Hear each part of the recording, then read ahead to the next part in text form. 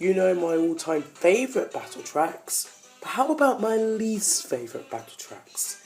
So for this top 10, we're going to be ranking the top 10 worst battle tracks. Retro tracks will not count, but they may still be referenced. So, if we're happy with that, let's get going.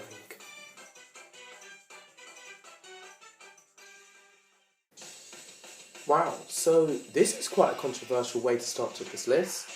I do appreciate the fact that this is an unpopular opinion. Many people love Urchin Underpass because of its multiple Splatoon references, but I do have a problem with this track.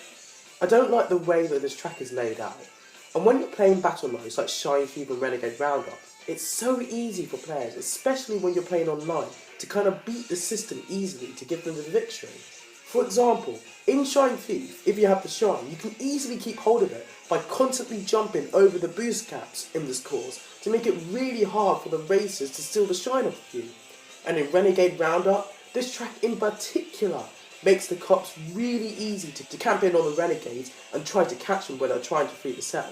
In fact, it's so bad that a friend of mine calls this battle track Camping Underpass. And I blame the track's bad designs for these reasons, that the online players cheese and gives them an unfair advantage. So that's why I don't really like Urchin Underpass.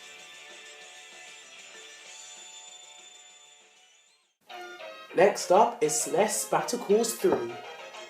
This course is very similar to SNES Battle Course 1, but it's based off the Vanilla Lake track, which means it's time for everybody's favourite Mario Kart feature, Ice Physics.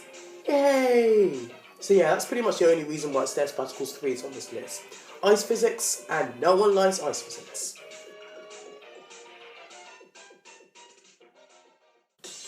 This track isn't that bad really. Tart Top is an alright track, but it's pretty small. It's also pretty annoying if you drive onto a topping on the tart, since the frosting goes onto your screen which can obstruct your vision. It isn't quite annoying as a blooper, but it still is pretty annoying. Another Mario Kart 8 Deluxe track, Battle Stadium.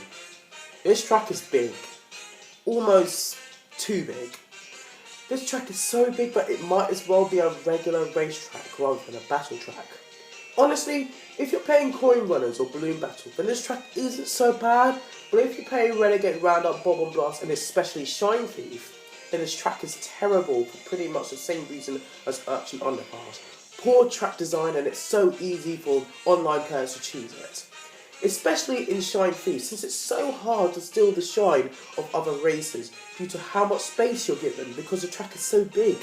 If this track was a little bit smaller, then this track wouldn't be so bad, but the fact that it's so big is what knocks this track down. And this track is just a square. I like the idea of how you're driving on a Nintendo GameCube, which is awesome, but I don't think that it was executed really well. It's literally just a square and nothing really happens. Also, because you're driving on top of the Nintendo GameCube, it's kind of hard to tell that you actually are on top of a Nintendo GameCube. Nintendo fixed that with the Nintendo DS battle track, where you can instantly tell that it is a Nintendo DS that you're racing on. Whereas with the GameCube, because it's just the top of the GameCube, it's literally as if you're just driving on top of a purple square. While I absolutely love the music on this battle track, the actual track isn't so good. The track is pretty much a sinkhole with a massive swamp in the middle of it. There are cactuses around the outside of the track, which will make you lose points if you drive into them. So not only do you need to worry about other races, you also need to worry about not getting sucked into the sinkhole, and not getting crushed by the swamp and getting hit by the cactus. Next is GBA Battle Course 2. This track is based off the Bowser's Castle tracks, but this track literally had nothing special going on. This track is very small, very simple, very boring. There's literally nothing special about this track, so nothing really needs to be said. It kind of just speaks for itself.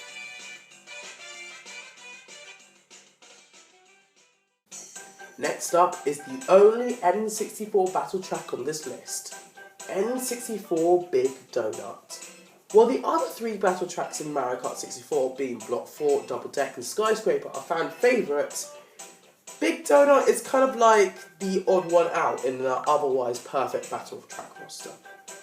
This track is literally just a big loop around some lava. So a bit like Swamp Desert, you have two things to worry about, which isn't a good thing when it comes to battle mode. What makes Double Deck, Block Fort and Skyscraper work is that they barely have any hazards on the actual track.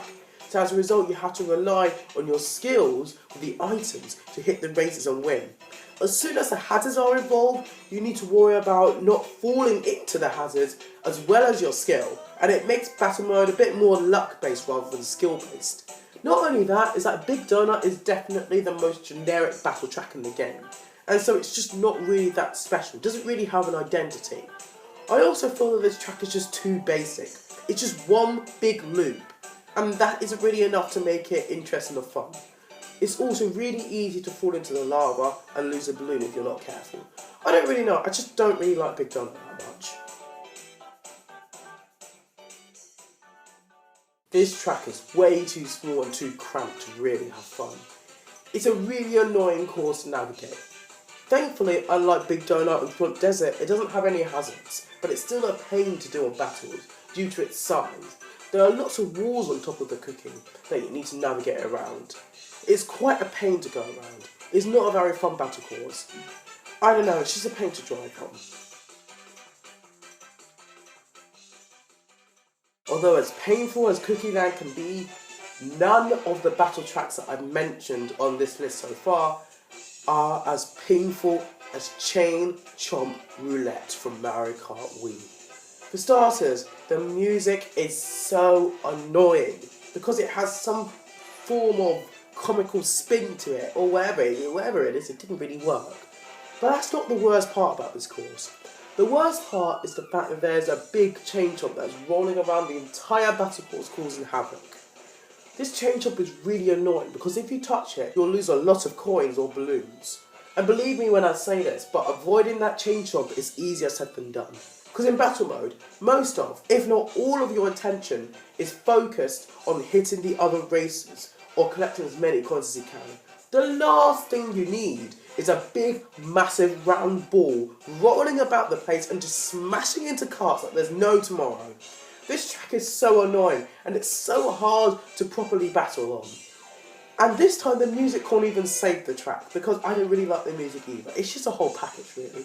So yeah, I think it's safe to say that Chain Chomp Roulette is the worst battle track in the Mario Kart franchise. So that's the video. What do you think of that? Not only do you know my favourite battle track ever, which is Nintendo DS, but you also know my least favourite battle track ever, which is Chain Chomp Roulette. So thank you all for watching and be sure to like and subscribe and I shall see you all next week. Goodbye.